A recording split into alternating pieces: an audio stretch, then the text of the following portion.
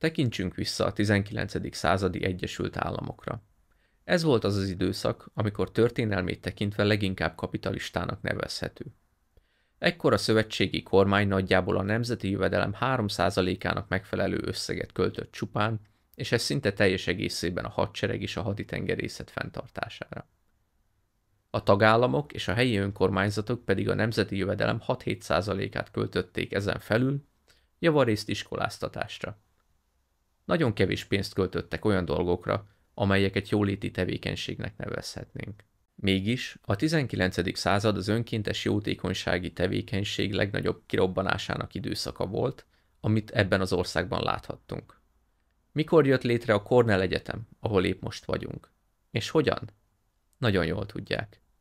A 19. századnak ebben az időszakában számos magánfőiskola, egyetem jött létre országszerte. Ahol én tanultam, a Chicagói Egyetemet 1890-ben alapították önkéntes felajánlásokból.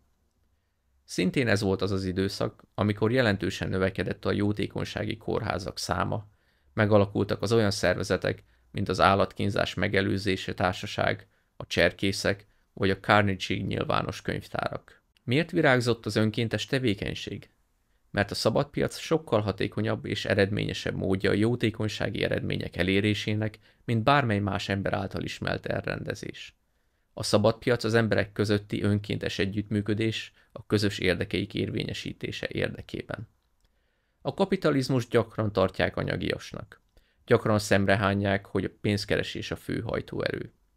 Amikor halljuk, hogy az emberek tiltakoznak a piaccal vagy a kapitalizmussal szemben, és mélyen megvizsgáljuk a kifogásukat, azt látjuk, hogy ezeknek a kifogásoknak a többsége magával a szabadsággal szembeni kifogás.